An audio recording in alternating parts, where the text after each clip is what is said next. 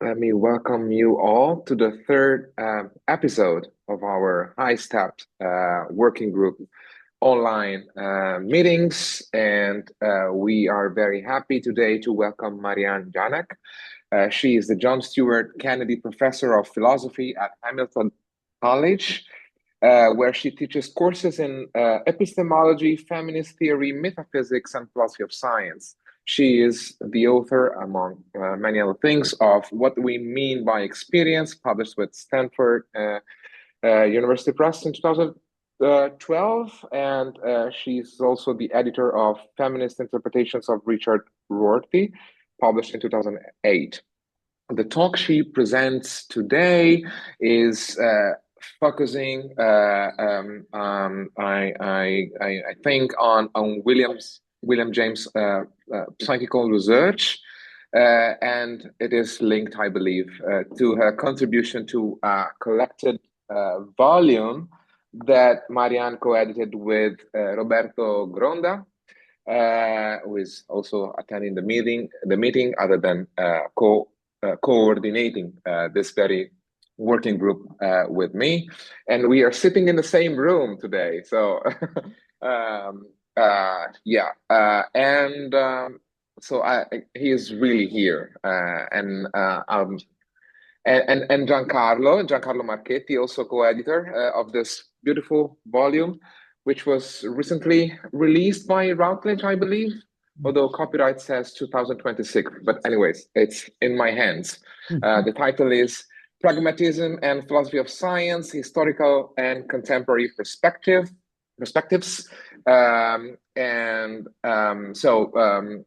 Marianne will take the lead and she'll deliver a talk, but we, I guess, should also take advantage of the presence of Roberto, and I was told also Giancarlo, maybe, possibly later, for more general questions about the volume. So without further ado, I'm now leaving the floor to Marianne. Take it away. Thank you, Matteo. Thank you very much. Um, the the talk I'm going to give is as Matteo said, about the chapter that I contributed to the collected volume. But I will say a little bit about that volume and its motivation and how what I'm talking about fits into that broader project. In the introduction to the volume, which Roberto wrote, and it's really wonderful, and I can't recommend it enough. He lays out the history of, the discussions about pragmatism and philosophy of science, and the ways in which philosophy of science, if you teach philosophy of science, like as I do, you probably know what the textbooks look like, right? There are standard problems. There's the problem of induction. There's a problem about explanation. There's some Kuhn. So we talk a little bit about scientific practice and the ways in which history of philosophy or history of science might frame how we do philosophy of science. But for the most part, that gets put aside. It's sort of an interesting question for people who are interested in science studies as I am. But the sort of canonical philosophy of science literature doesn't really take up these cross-disciplinary and interdisciplinary problems unless they come from the sciences. So, you might find a lot of things about the philosophy of physics, for instance, or the philosophy of biology, but you rarely find discussions about the history of science or the history of philosophy in a canonical philosophy of science textbook. And so part of what Roberto and Giancarlo and I have tried to do is frame philosophy of science differently, because for pragmatism, the questions, if we look at it from the perspective of pragmatism, the questions in philosophy of science look quite different than the sort of standard canonical textbook problems that we find if in standard philosophy of science textbooks. So the topic that I wanted to do more work on has to do with William James and his interest in what was then called psychical science. And that term changed quite a lot over about 100 years.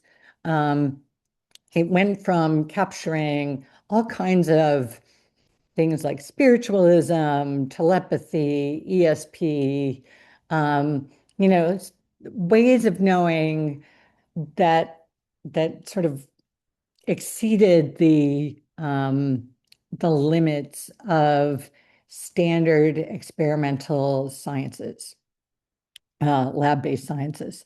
And so part of the project of that James and some of his collaborators did was to try to either make this um, laboratory friendly. So like in the 50s and 60s, things like telepathy became phenomena that were tested in the lab. Um, but the problem with some of these other psychic sciences, like spiritualism, was that it was sort of by definition not a lab phenomena, not a lab produced phenomena. Um, most of the spiritual meetings took place in private homes. Seances happened in private homes, and it didn't, the phenomena didn't translate well to a laboratory. And so James and, well, James got into this because there was a British society, which Henry Sedgwick was part of, this Cambridge group that were interested in these phenomena. And so James got involved because of his affiliation with this British psychic science group. And then he founded an American one. And he and a number of people basically put out a call asking people to report their psychic experiences. And so some of it was, people having foreknowledge of someone else's death, or it could be that they feel something or think something at the moment someone dies, or they seem to have knowledge of something that's happening far away, which they couldn't have knowledge of in any normal way. Or, of course, there was the spiritualist practice, and this was the practice of trying to contact usually dead loved ones, dead friends, maybe. Um, and it was carried on, there would be someone who was the medium. So that person was thought to be particularly sensitive to certain kinds of spiritual phenomena. And they could also act as the instrument for contact by these spiritual presences.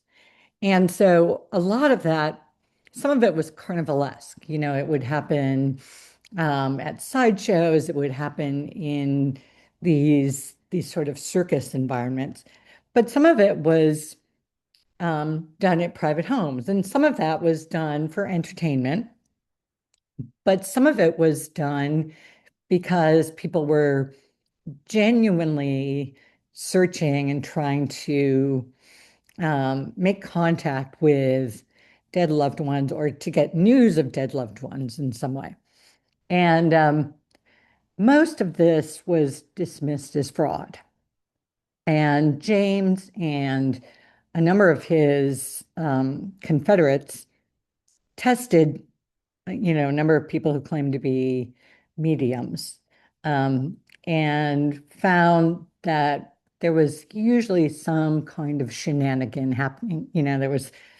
There were hidden walls, or there were people, underneath the table, or there was some kind of theatrical, ways of fooling people.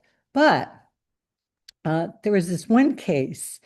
Her name was Leonora Piper, whom James had heard about. She did not take money for her work as a medium.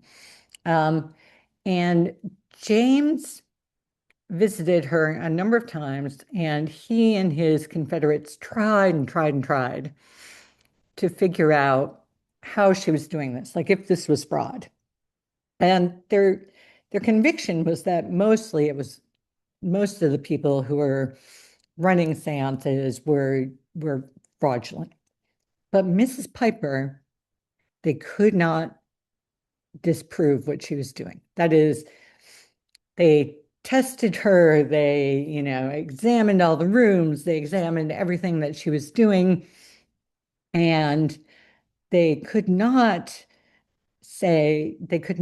figure out a good explanation for what she was doing, other than that she was actually making contact with spirits who are not living and communicating that.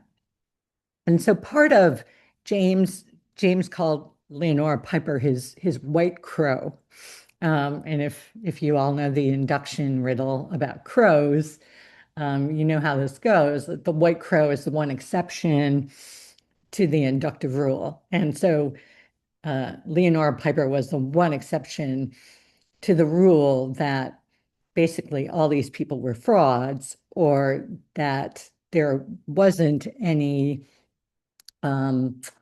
world beyond the empirical world, that beyond the world of our senses, our immediate senses, that she could be one could be in touch with.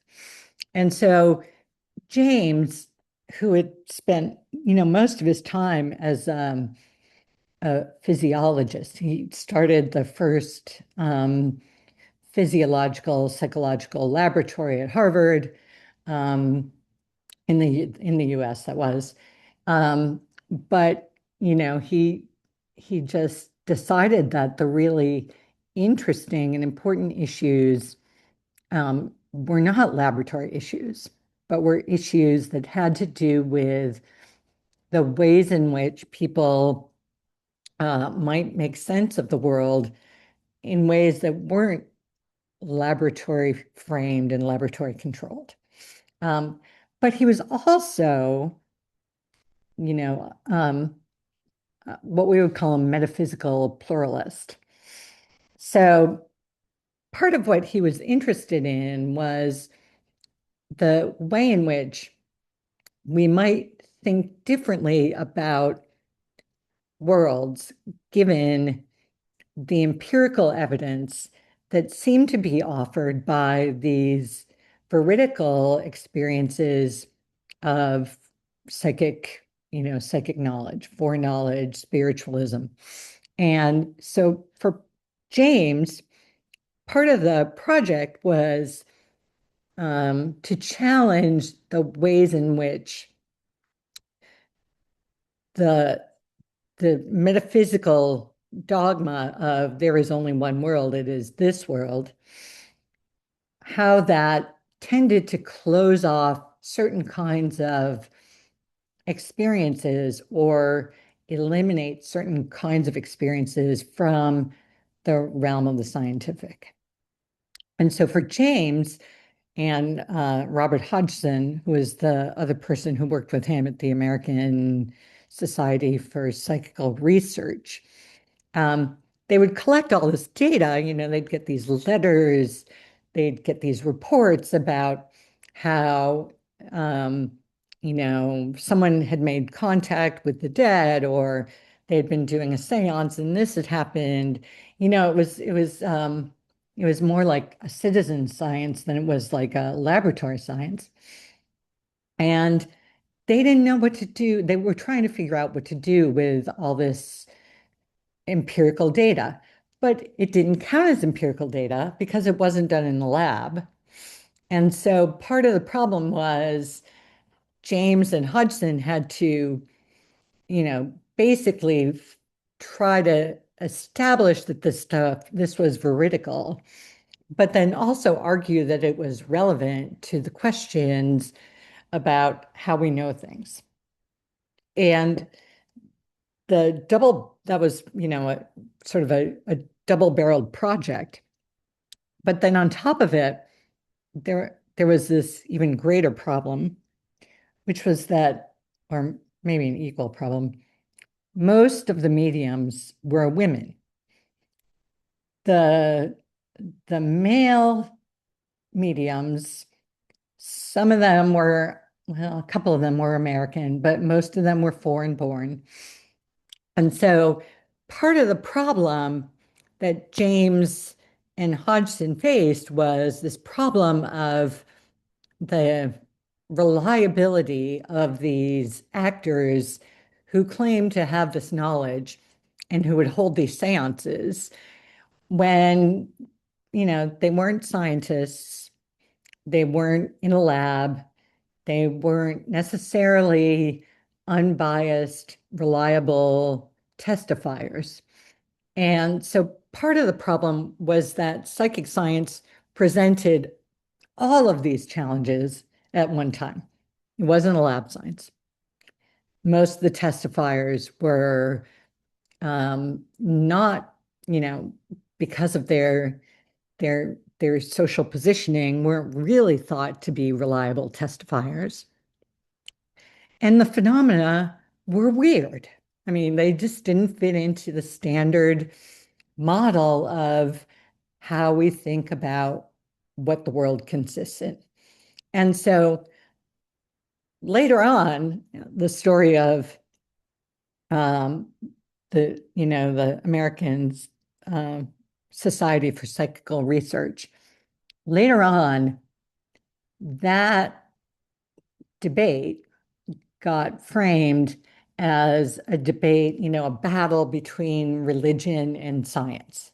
And the idea was that James was intervening on the side of religion to try to justify religious belief and show that it was, that it was a legitimate way of knowing, as opposed to, the purist scientist, or as James would call it, scientism, which would which had some metaphysical dogma as part of its sorting through what counted as legitimate phenomena. Now, I mean, it's important to realize that, psychic science wasn't the only place that these searches for other worlds were happening. In mathematics, it was happening. If if you've read the book Flatland, that was supposed to be this evocation of the possibility that there were dimensions beyond what humans could perceive. And of course, I mean, we have Kant, right? We go back to Kant. But it's interesting that of all those sort of searches, all those different areas that were attempts to reach beyond human perception, there was room for the possibility that, well, maybe there were other mathematical dimensions. Maybe maybe human perception is limited, but it didn't make possible the idea that there might be some forms of knowledge which were not just straightforward sensory, sensory experience, based on sensory experience in this world. So it's sort of curious, actually. I find it sort of curious that this search for other worlds seemed okay if it was framed as a mathematical problem, but not when it was framed as a problem about citizen scientists reporting phenomena that didn't fit in with a standard metaphysical picture of a single world. So I didn't really talk about that in my chapter, but I've been reading some more about it, and I've been thinking more about how odd it is that this, this possibility of other dimensions and other worlds got folded into mathematics, whereas psychic science didn't get folded into psychology. It got pushed into religious studies, basically. It became, a form of sometimes religious apologetics is what it was called. So I'm sort of, my hunch is that is partly about who was doing the reporting and the, who was testifying. And while you had citizen scientists reporting these psychic events, and you had women who were the major, who were the mediums who were most often involved in this, and it was done at home. With mathematics, it was purer. You didn't have to rely on, and you couldn't rely on, the hoi polloi. It wasn't democratic.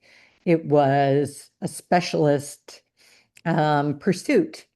And I've been more and more interested in the ways in which thinking about the ways in which who is doing the investigating becomes relevant to how we understand it, whether we understand it as a science or we understand it as pseudoscience or religion or something that doesn't really admit of serious investigation. So that's basically what the chapter is about. It's the phenomena that I'm quite curious about. I've been reading a lot.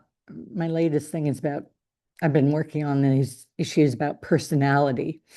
And it's really interesting that in the, early 20th century, there was this huge debate about whether psychology was a science or an art, and whether the lab-based approach to psychology, which was dominant in the sciences, could actually get at the things that people really cared about in psychology.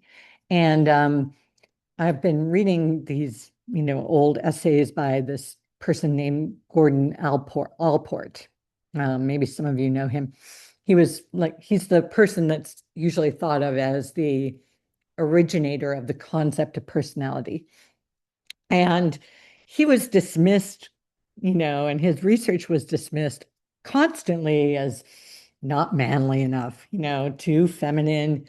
And he intervened in this discussion to try to say that psychology should probably be understood as more like an art than a science, or like a humanistic enterprise, because it deals with these phenomena of human life.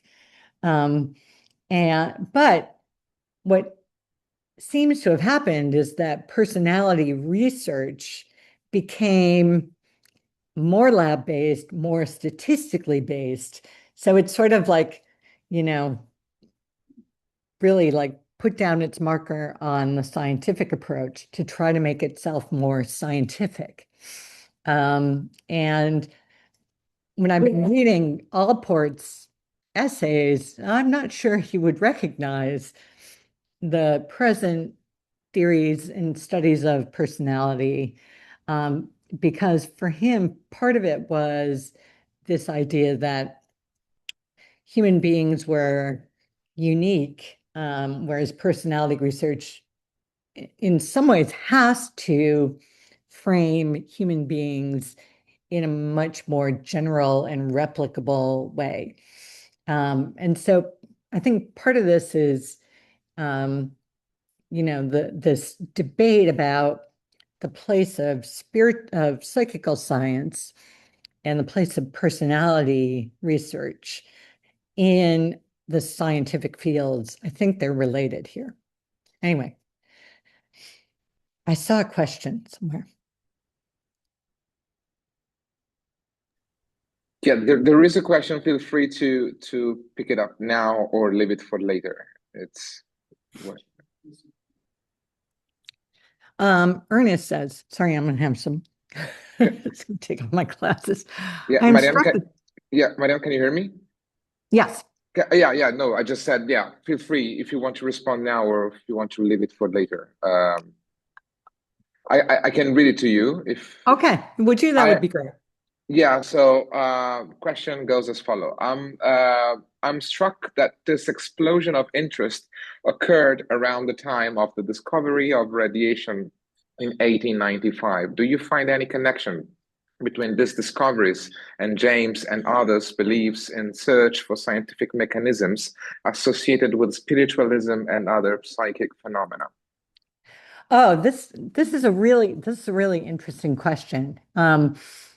When I was doing some reading around this topic, um, it was radiation was one of those phenomena, as well as like um, certain kinds of like communication. I mean, communication over long distances, like the telegraph, um, and radio waves. A lot of this was thought to be phenomena that, it didn't really fit into the standard causal story.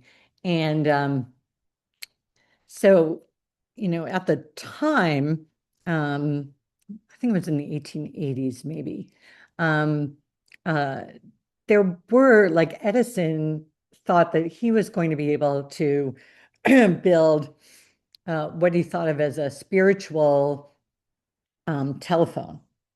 And it was the idea that he could use these new models of, this wave theory that could allow for different models of communication and also the possibility of communication from other spheres.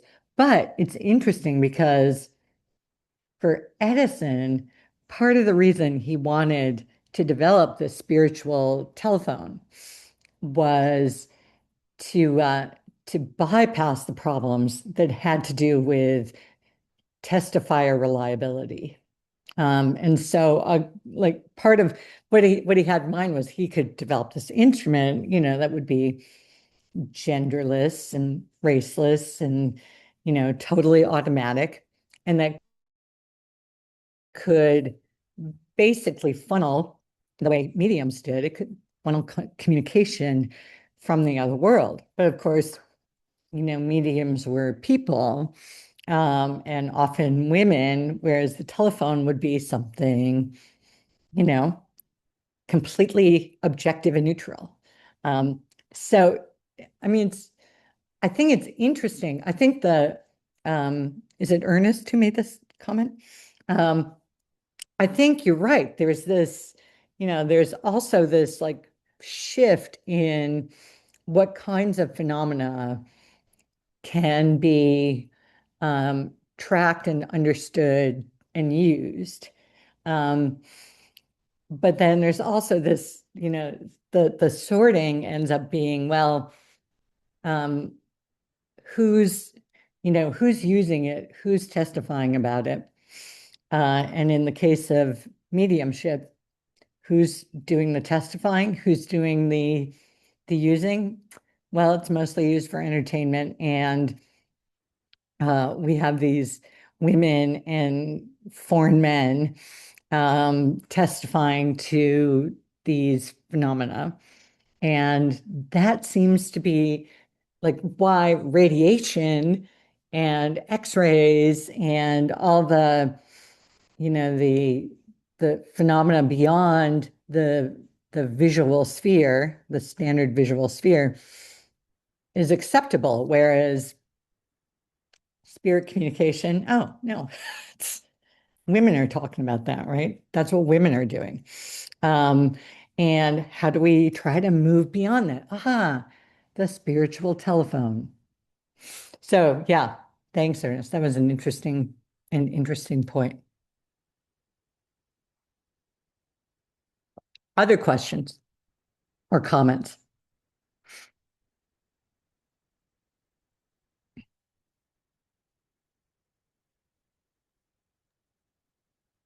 Yeah, I mean, since we can open the floor for discussion right away, and we can make it more interactive. So um, please don't be shy and take your chance.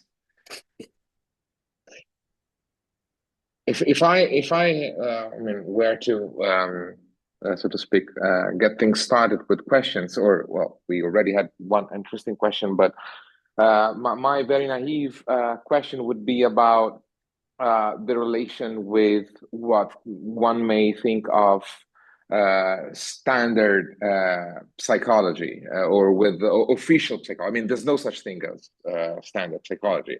The field of psychology, of psychological research, as you mentioned, it went through a lot of changes. And even within psychology, of course, there were a lot of debates to the extent to about the extent to which it could be turned into an experimental science or not. But uh, yeah, was there what was the reception, and how in this pragmatist framework, how was it conceived, the reaction or the potential interplay with uh, official psychology, so to speak? Uh, it was not well accepted. Um, if you read some of the discussions about William James, there's almost an apology for this part of his intellectual biography. It was like, oh, William James was just torn by sorrow at the death of a child of his. And so this is why he went in pursuit of this. Um, but it's also like at about the same time in the US, the what we call the American Philosophical Association had been the American Philosophical and Psychological Association. So up until about 1903, it was one association. Um, but the psychologists wanted the philosophers out because the psychologists said, well, we're trying to be a science. Um, and we use empirical methods, and you philosophers are all about speculation, and you're doing sort of all this weird stuff, and you're making us look bad. And so the American Psychological Association split off from the American Philosophical Association. And um, James was sort of like, standing in both worlds, trying to convince the psychologists that it was okay to be affiliated with this sort of weird speculative program that the philosophers were involved with. And trying to convince the philosophers that the empirical data that psychology could provide could actually be useful for speculation. Um, so in some ways, Matteo, what you're pointing to is at least in the US, this huge divide um, that opened up between the two, where James, seemed to be sort of living in both worlds. Um, but the psychologists really, know, they didn't want any. Like if you read William James's like a biography of his contributions to psychology, nothing about the psychic science stuff. It's really all about, you know, his um, his introductory textbook, the ways in which he was a founding father of the science of psychology. But James himself, I think, was a little bit less of a enthusiast about the move to making psychology more scientific. I see. Thank you. That's helpful. I've had the questions, but I also want to let other people ask their question. Maybe Claudia was raising her hand. Yeah, thank you very much, Matteo, for this, and thank you, Marianne, for the introduction to your chapter. I'm very much looking forward to reading it. I was very curious about Eleanor Piper. Of course, you mentioned her in relation to James, and I remember reading the kind of biography of Piper written by her daughter, Hmm. um, where she actually, it's a very interesting operation what she does to present her mother, because her mother Eleanor presents herself always as this medium, neutral medium that is used by the scientists and leaves agency to them. And then the daughter actually carves out a space of agency for her, and also like shows how she was in control of her own seance. Like after a 1 hour, that was the hour set for the experiment, she would wake up from the trance, even if there was no clock in view and she knew it was over. I wonder if there is like if you come back to the relationship between Piper and James in your chapter, and yeah, if there is something, yeah, okay. I don't, but that would be really. I saw a reference to that biography, um, and I read parts of it, but I didn't read the whole thing. Um, but no, I don't return to that. But that would be a really interesting. I think I need to do that because you're right. I mean, there is this way in which she is like Edison's telephone, right? She tries to, and a number of the mediums, I was reading, what they were talking about as far as their how they enter into these medium sessions and these seances. And many of them say, oh, you have to completely empty yourself. You have to just become this instrument. And in some ways, it seems, this like instrumentation, this sort of like trying to become an instrument is also what plays into this objectification and this like silencing. And so it's, these the men talking about what science is and what's a legitimate phenomena, whereas these silent women who have emptied themselves for the sake of their, the seance attendees, um, remain silent throughout this. So yeah, that's real. Thank you, Claudia. That's very helpful. There's another question from Ernest. Yes, I was just wondering, this is from another field, of any possible interest by James or of others of which you're aware about the search for a physical uh, substrate within the brain that might have been associated with or responsible for the transmission of signals. The way, for example, I don't know this history at all, about the discoveries of the visual cortex or the auditory cortex and others. And of course, that's a completely different history, but certainly there, I would imagine there would have been people who, if scientists on the cusp looking for that connection, whether uh, um, James and or others were involved in the same way. I'm also struck by your mention of James as being so affected by the death of a greatly loved child. You know, it just struck me. John Dewey also lost a greatly loved Morris Dewey, I think his name was, at and a very, very brilliant child, and yet did not had such a different reaction to that loss. But and then, of course, there's Conan Doyle, who was creator of this great scientific character, and then whose death of whose son uh, leads to that very weird spiritual detour. Yeah.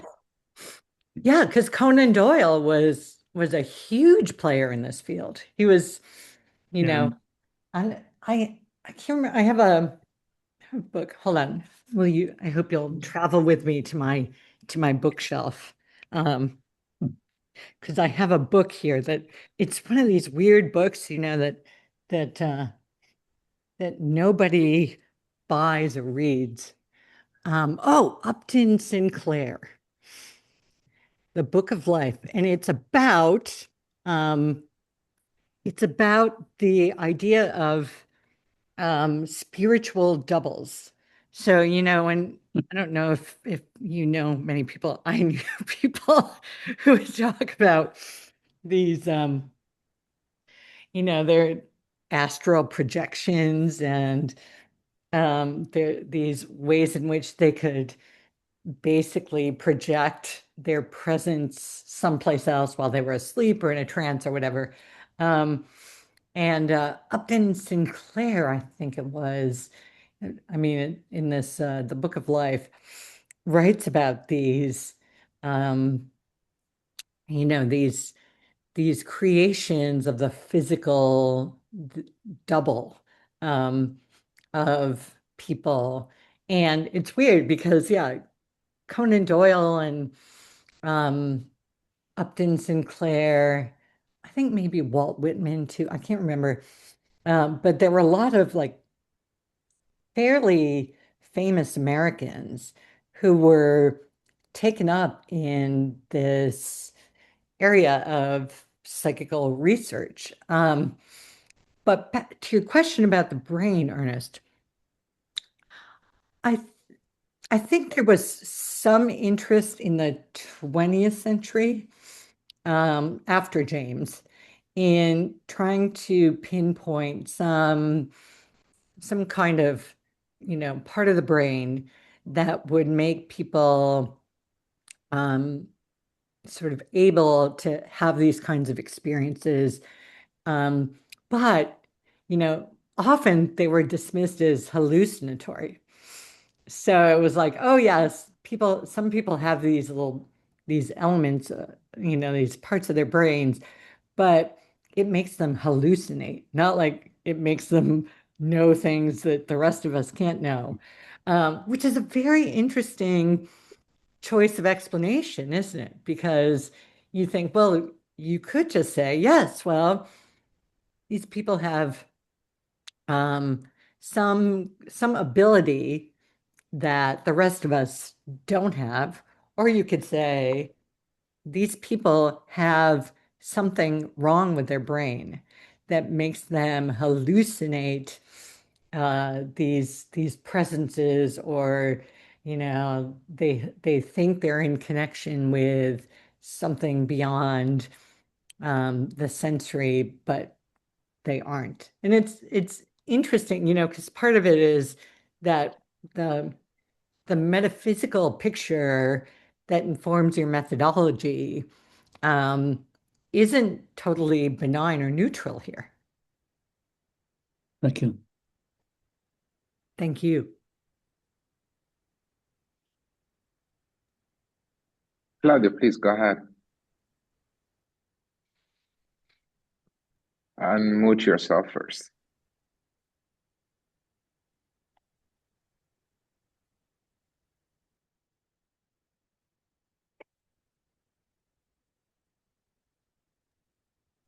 Claudia? Sorry, now I am Here you unmuted, I are. guess. Okay, sorry, I couldn't find the arrow anymore. It had disappeared. Yeah, it just was connecting to this idea of the different methodologies. I was wondering if in your chapter you also look at what James, like a James approach to psychical phenomena as a distinct methodology, because indeed there were several methodologies for studying psychical phenomena that were developed in parallel by different authors at the time, and also strikingly different sometimes, like the Society for Psychical Research in the UK was trying to really go very positivistic, so to speak, and just only take into account the most well-proven cases, the most documented ones, and so on. Whereas James seems to have a different approach. Maybe we could call it more humanistic, but I'm not aware of whether he also theorizes that distinction, because I know he was a supporter and a kind of a US representative of the SPR. So he supported and appreciated the work of Gurney and Potmore and Myers and the Phantasms of the Living. Like his review of the book is really positive. So did you find kind of course it would fit with James' picture that he adopts a pluralistic stance there, but does it do it explicitly to your knowledge?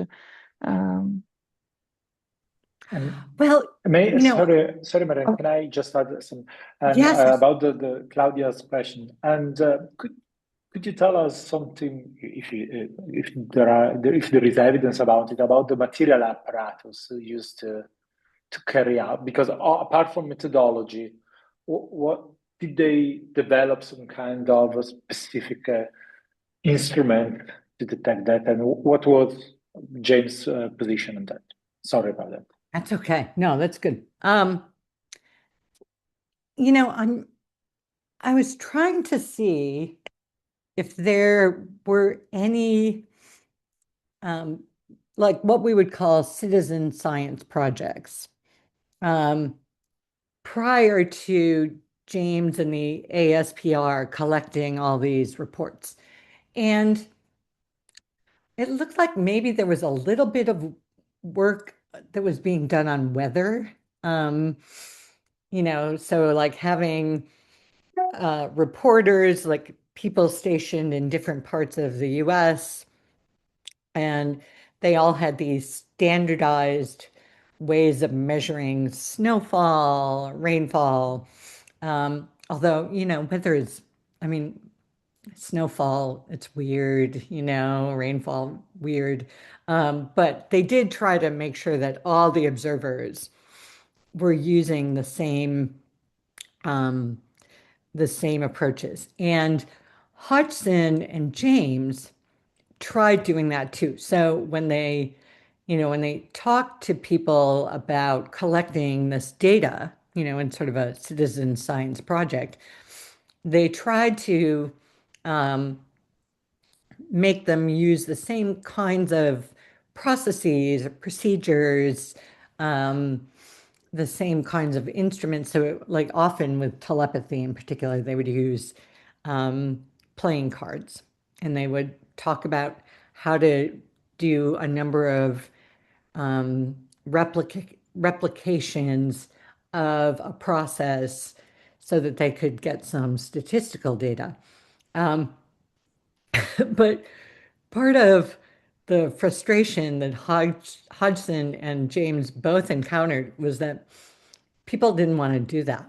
The people who were involved as citizen scientists were more interested in the uniqueness of their, what had happened, or the personalities that were involved. And they really resisted the process of standardization. And so the idea of like, the model, I mean, James actually, I think, literally invokes the model of meteorology, where he says, well, we could, this could be like meteorology. We could think of it as a way of testing the atmosphere, the spiritual and psychological atmosphere. And so he tried to think in terms of the meteorological model, but there were so many people. In fact, James eventually left all this to Hodgson because he said, I just can't read all the letters. I can't read all this. I don't want to read all the test data, And so Hodgson was the more methodical and would try to standardize these reports in some ways and these events, these experiences. But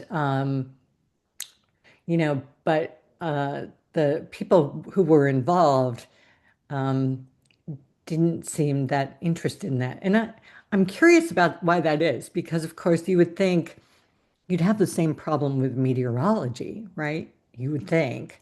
People would be like, no, I have a better way of measuring snowfall, right? Or, oh yeah, I can feel the humidity, even if my if the measure says the humidity is only 30%, I can tell that it's more like 50. Um, but it seems like the meteorology model, for some reason, the people involved in the project of psychic science pushed against that, and I'm not quite sure why. It's an interesting question.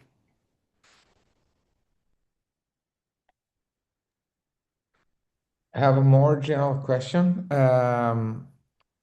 which concerns the place or the consideration, if any, of parapsychology, so to speak, within philosophy of science. If you have any views on that, I've come across works by a philosopher of science whose work I happen to know a little, who is Ian Hacking. And Ian Hacking is one of the few who wrote about telepathy, the origins of randomization in experimental design. Since the late 80s, he's quoting James. I've never fully engaged with his writings on the topic. So I was just curious to know how marginal or relevant or discussed it is in philosophy of science, and whether this reflects something about the specificity of the object of these sciences in relation to even the field of history of science itself. Matteo, can I ask you, is the Ian Hacking discussion in his book about probability?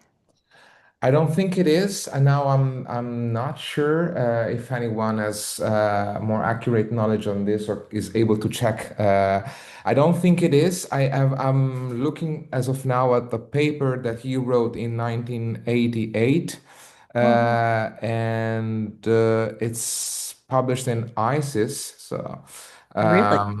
and yeah, the title is Telepathy: Origins of Randomization in Experimental Design. But he has written other things on parapsychology more generally. Is quoting both Peirce yeah, and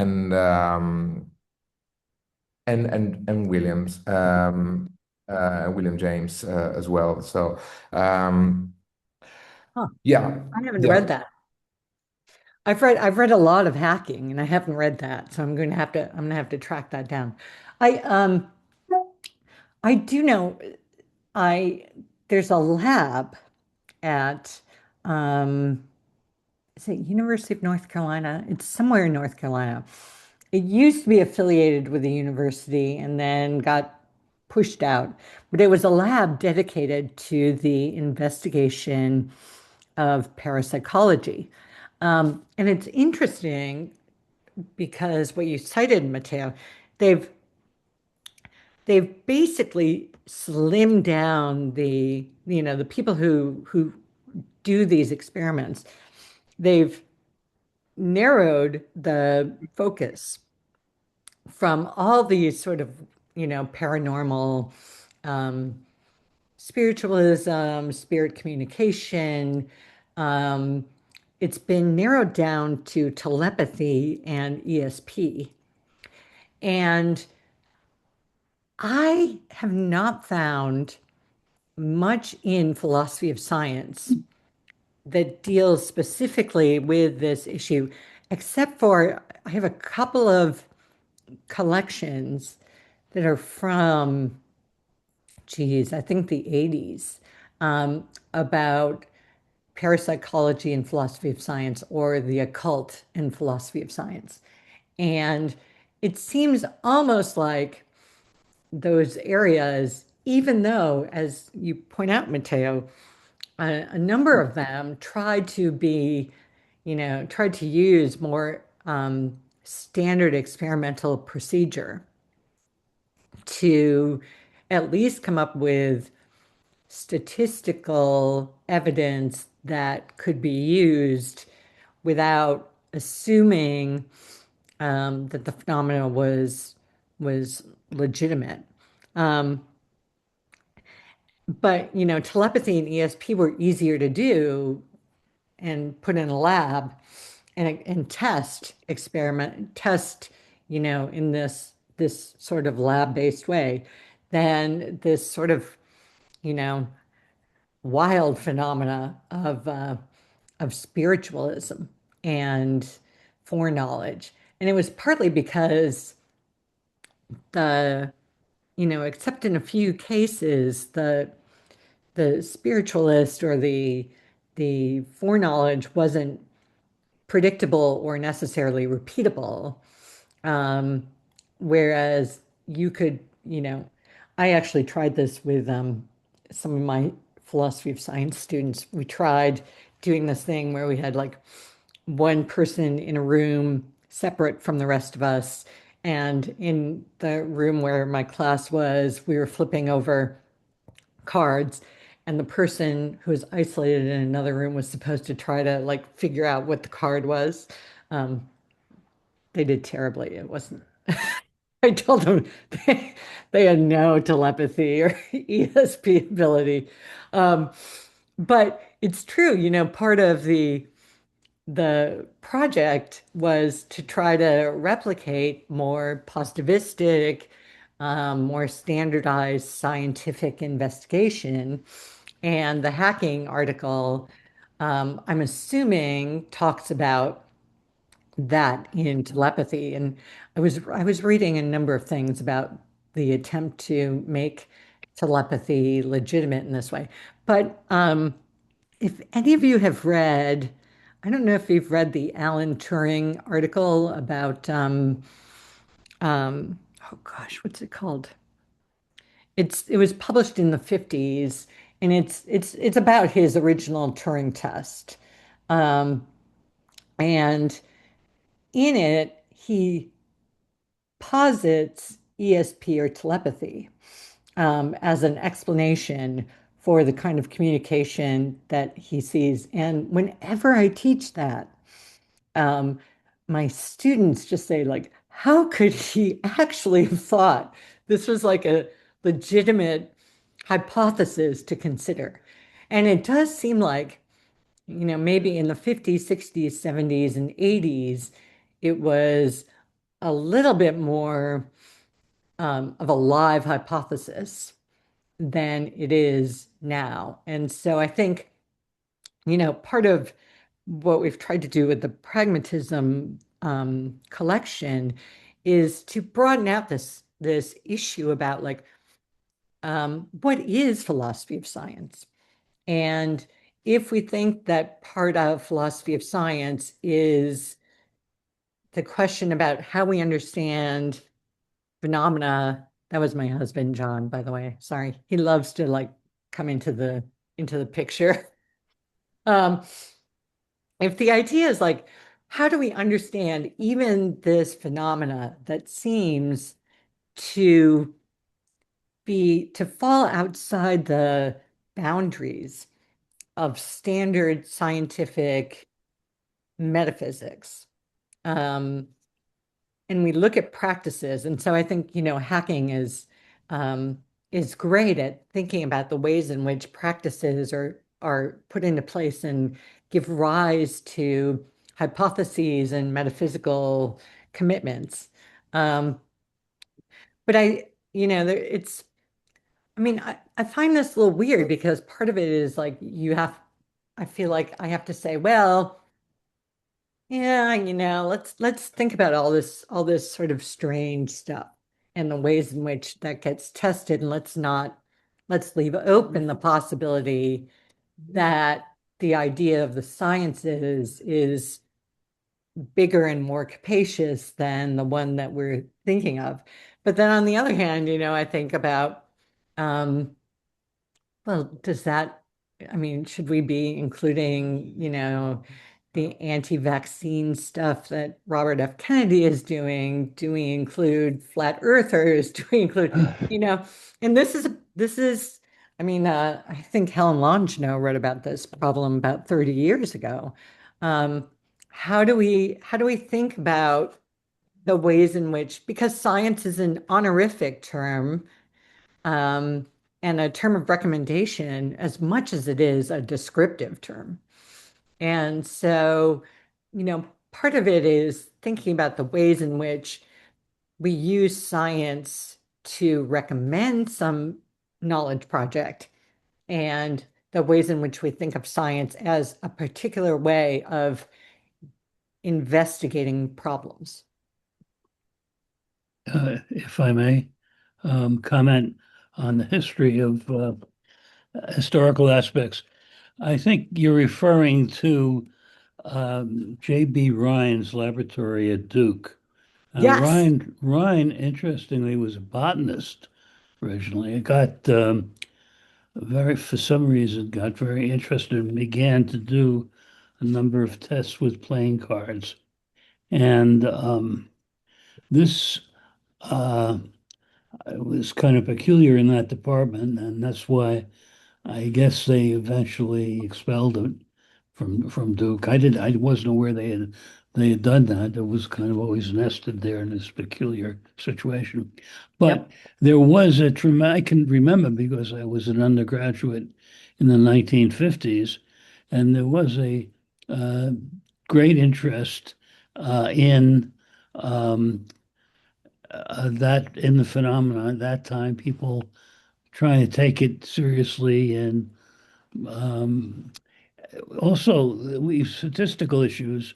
One, Rhine was greatly criticized for the statistical analysis, but then there were reanalyses, and then there were these some publications of very, very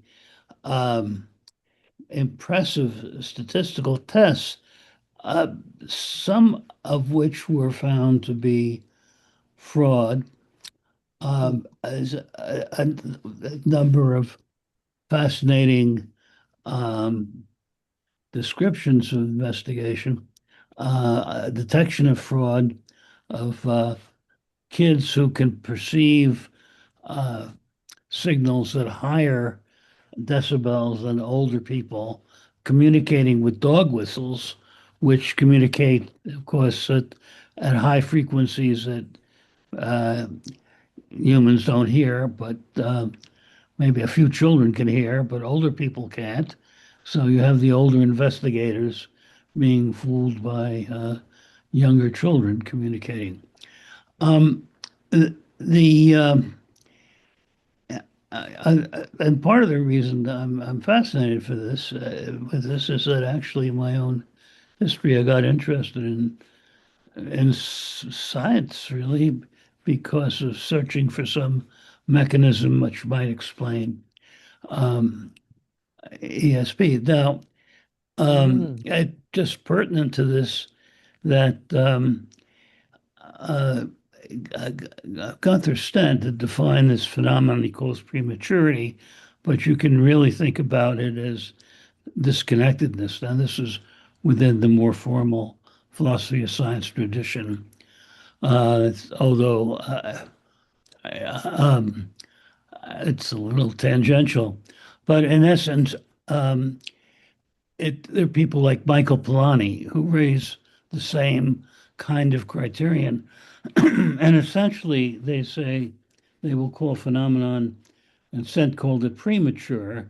I think it's better to call it disconnected, which is that phenomena claim hypothesis is premature or disconnected if it cannot be connected to canonical knowledge by a simple series of logical steps. Now, what is interesting is Polanyi very vehemently says under those circumstances, we should reject it. Absolutely. Do not accept it. Otherwise, scientific investigation will be overwhelmed by cacophony. And it's always struck me, and I've written about this, very plausible grounds to say, all right, we're going to ignore you until you, no matter how eminent you are, until you can come up with some some connection to what we accept. Now, of course, change the canon. And that's why, find some new neurophysiological structure in the brain, and then we give it some attention. Well, it's also, isn't that the objection that was made to Feyerabend? You just couldn't have this, like, all these different competing voices. You had to, some of it has to be legitimate. But I think, Feyerabend's point is that in some ways, wrong paths are just as useful as right paths in determining scientific knowledge. Well, oh, sorry. No, well, yeah. I mean, yeah. I remember, but then, then why not just do it with liquor or something? For inspiration. It's like saying, where do we find inspiration? If you find it in alcohol, does that kind of give that make it generally warrant acceptable as a mechanism? I mean, I heard Herbert Feigl make that response as essence to Feyerabend when they had a seminar. But in any event, thank you. Thank you. Roberto? Yeah. Yes, thank you. I would like. It's very interesting because. Thank you for your talk. It was really wonderful, and I really appreciate it. And it was a very good, very good presentation of the volume. So thanks a lot. And about the Rhine, it is quite interesting because still in the 30s, for instance, in Italy, probably the most important ethnologist, anthropologist in Italy, of Ernesto De Martino, he wrote a book entitled Mondo Magico, the magic word. And at the end of the second section, he referred to Rhine word. There is a long footnote. Well, he says, okay, there is a lot of experimental evidence that parapsychology is a thing. And he was very much interested in the statistical data. So it was also very interesting about the methodology he was using. But still in the 30s, there was a lot of interest in parapsychology, and it seems that at least that looking at things from this part of the world, so it was quite a peripheric perspective, it was perceived as a completely scientific field of investigation. To the point that in that footnote, De Martino added that, well, even in Italy, there were lectures in experimental psychology that that prove that this is a viable option. So it is interesting because it probably resonates with an idea that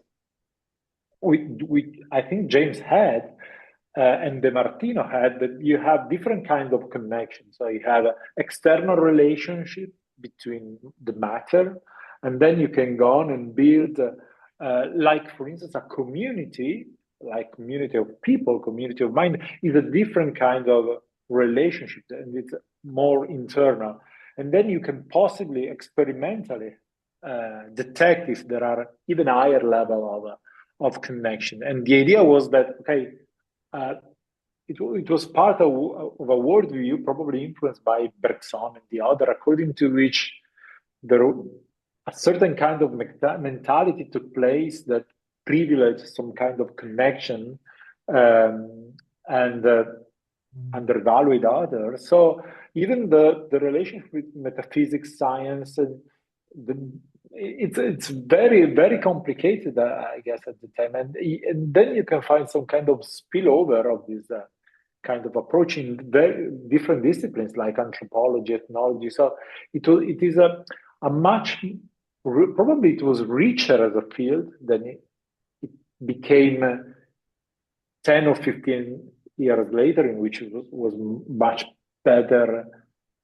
it was clear to people where to put all the different phenomena. Probably at the time it was not clear. And probably this genetic idea that you build different levels. So it was part of one of the cultural reasons for not rejecting these views in the first place as a standard option, I would say. So it's very interesting. When you started talking about Rhine, I got this mental image of that page of Ernesto de Martino. So I went to check, and it's really interesting because it was for him at least, it was a scientific option. No question about that. Well, and it seems, as I was looking at the literature in this area, I mean, it seemed like up until the 70s, it was actually quite viable. But then it's interesting that like after the mid 70s, I'd say 75, 77, there's very little discussion of parapsychology. And it's almost like it just became a non-field. And maybe, it got moved into religious studies, and maybe it got moved into anthropology. But of course, that's, part of James's argument for why it ought to be taken seriously is that there is this anthropological evidence that there are lots of cultures and in lots of times people have had these kinds of experiences. And so it's one thing to think about the ways in which fraud might enter if they're trying to make money off it, like in the carnivalesque sort of realm in which many American mediums practiced. But if you're thinking, well, no, but how do we explain these other occurrences where it doesn't seem like profit was the motive, and it doesn't seem like there was a carnivalesque performance involved with it, and yet even then we had these reports of it. So James thinks that data is relevant, whereas subsequently the idea that kind of reportage, it's just anecdotal. If I may just follow up on that point, historically, this continued beyond the 1970s, to my astonishment.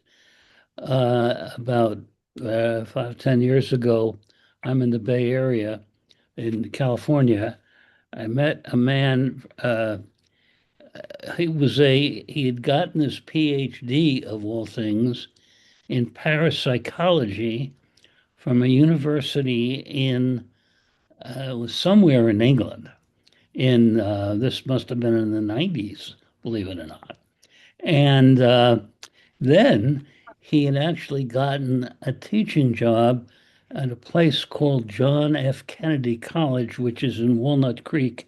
It's a few miles east of San Francisco, where somebody had left the school a great deal of money and established a department of parapsychology. Mhm. You know, and he it's remarkable. Somebody should do an anthropology of this kind of how these things emerge. So we had this department of parapsychology in an ordinary standard liberal arts college in the United States. Uh, and I saw, I don't know, maybe students were graduating with good major parapsychology. Um, Somebody had left all this money, so the school took it. But then apparently, the president, a president, got fed up when the money went out, abolished the department, everybody was fired. And the poor guy went out, had to go out and find a job. Well, he did land on his feet of all things, became somehow a psychotherapist, applying his whatever he had learned about psychology was now, but he was now somehow dealing with patients. Now he was using electroencephalographs. I've forgotten the details. I've lost touch with him. The last I knew, he would just travel to at the height of the COVID crisis, and I hope he's still with us because I'd like to go back and find out how he's thriving in this field. But it has continued. I mean, in these underground ways, I suspect there are little niches in various places. Well, I know there's Stanford they have like a branch of their publishing operation, which got money, I think, from the Stanford family because they were also very involved in spiritualism. And I think they might have funded a chair or they were somehow involved with picking faculty who were involved with parapsychology. And so Stanford at one point had a fairly lively, sort of program in investigating parapsychology. And now I think it's just shrunk to this little aspect of their publishing, of their press. So, Marianne, let me read this further question from the chat box. So it is a question from Elizabeth, and she asks, how does James's enterprise of psychical sciences relate to the emergence of the Pentecostal movement, at least in the States? Was James used to further legitimize a Pentecostal practice and doctrine, quote unquote, spiritual gifts such as, quote unquote, prophecy? And another note regards the role of gender in what constitutes, scare quotes again, scientifically valid instruments, media, what have you, of this science or of pseudoscience. Uh-huh. Well, Elizabeth, I know nothing about the Pentecostal movement. So I'm just gonna have to say, I have no idea. But I think in the gender issue I think it's really it's ripe for investigation because it does seem like part of the dismissal of the testifiers in these cases of foreknowledge and spiritual knowledge, um, they were dismissed, sometimes because of their gender, sometimes because they were just assumed to be uneducated or superstitious or overly religious. Um, and of course, this idea that, a lot of this phenomena took place in the home, which was, filled with, I mean, it was sort of the women's place, right? It's not a place for generating universal knowledge. It's a place for, and there was a lot of discussion about how it could be that the emotional atmosphere of the home interfered with or made more certain kinds of phenomena seem more legitimate or reliable. And so there was the sense that there was like an emotional undercurrent to spiritualist phenomena that wasn't present in, the standard laboratory or objective investigation of these of other kinds of phenomena. So part of it, and I mean, the if you go back and you read some of the history of this in the US, the performance of mediumship and seances, spiritualism, much of it went back to these two sisters who lived not far from where I am now in Western New York, who claimed to hear these rappings and hear all these sounds in their house that they claimed were made by spirits. And they ended up going on being performers, and they would do these shows where they would replicate these sounds and interpret them for the audience. And eventually, I don't know if they wrote about it or if someone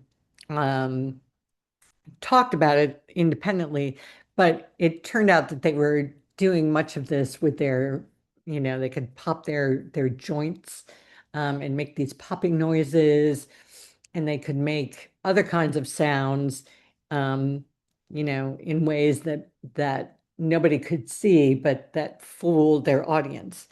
And so a good deal of the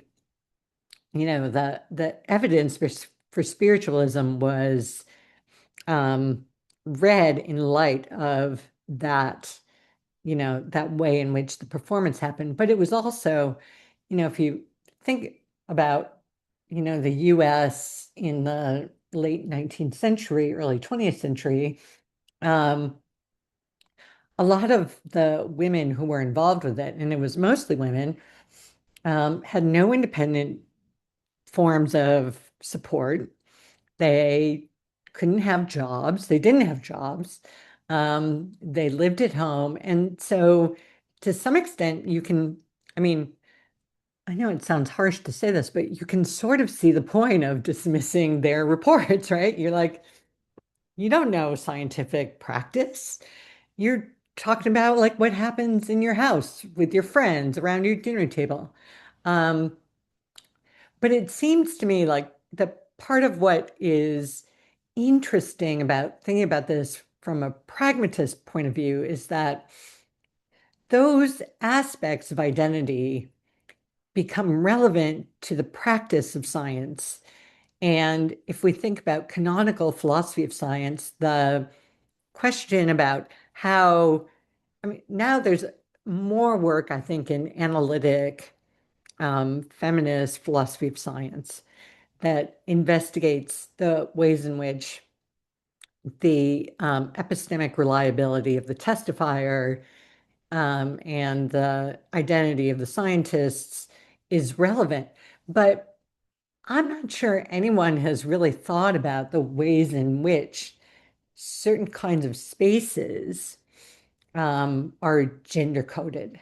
And the idea that the home is, it's not a place of objective knowledge. It's the private, it's emotional, it's, it's charged in lots of ways that the laboratory is thought not to be. I think like looking this at this little episode in scientific investigation with a pragmatist lens makes us think not just about the identity of the testifiers, but also the ways in which gender enters the picture in an understanding of space and methodology. Thank you, Elizabeth.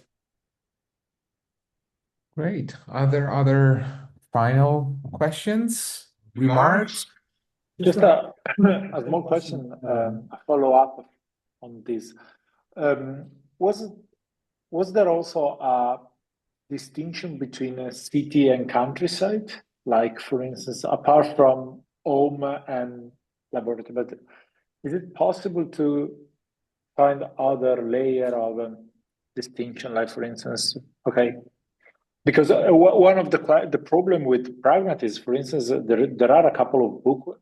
One by Morton Wine, for instance, on the fact that pragmatists love countryside more than cities. So it's so was it part of the picture or not? Huh. Now that's interesting, Roberto, because I hadn't even thought of that. And I'm trying to, I looked at some of the letters that the ASPR received. And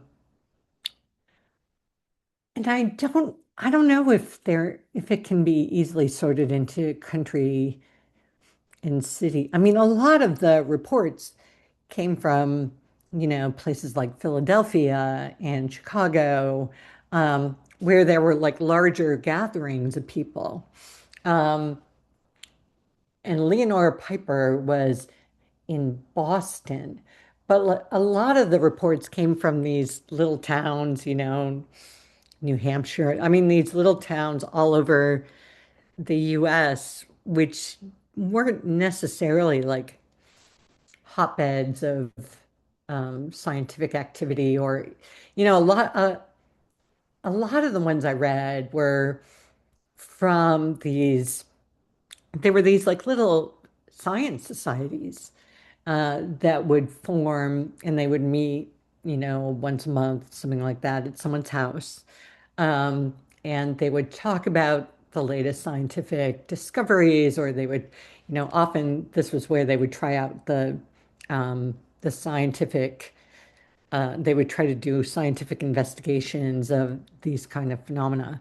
But I don't know if there's a sorting between these two. That's a really interesting question. Claudia, did you raise your hand for a second? Yeah, I had just a finger, but I don't know if it's the right moment because it's 1 minute to the end. So maybe I should just say thank you, but I also wanted to push back a little bit on this distinction between the house and the laboratory at the time of James, because that's when the laboratory starts being created, but it's not yet that center of scientific production. Like often laboratories are in homes, also of physics or of chemistry, and they gradually get incorporated into institutional settings, but it's a kind of a porous boundary, so to speak. Like Wundt, the founder of experimental psychology, for more than 10 years experimented in his own home. And then even when the laboratory was there, it was his favorite students who were allowed there. Like it's like still a very personal relationship. When Peirce and Jastrow performed the experiment that Hacking quotes in the 1988 paper, that was also not in a laboratory, but presumably at Peirce's place or Jastrow's, like we don't know. And there are like many more examples. So I'm not sure, like, how much. Maybe in your, I want to read your chapter, and maybe there is more there to to make me think about this distinction again. But for what I have seen, the masculine and the feminine themes are present, but maybe the line is not so strong on the space, at least. And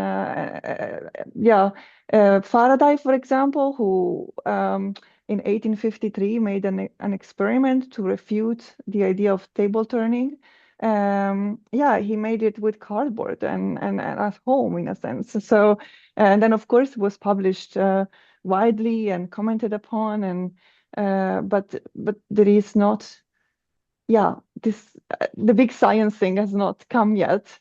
It seems to me.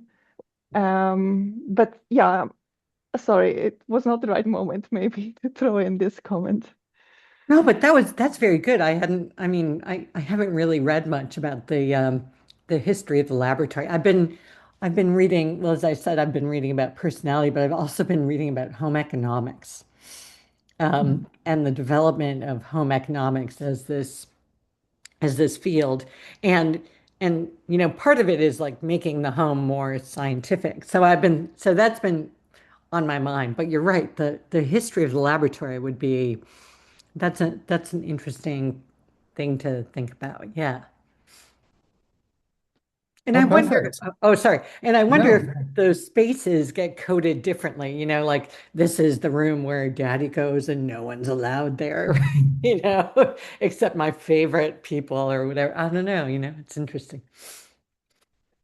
Well, I think the time is up, and let me thank you all for this very rich and interactive session. Thank you all for contributing, and especially Marianne, who gave us a preview of what's inside this very precious book that I invite you all to take a look at and possibly closely engage with.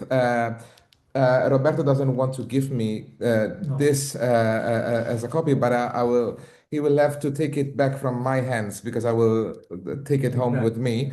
And so again, next session will be in January, January 15 with Silke Korber. She will present a talk titled Different Shades of Scientific Humanism. So happy festive season to all of you and see you in a month. Thank you. Bye. Ciao Paolo. Bye. Vabbè.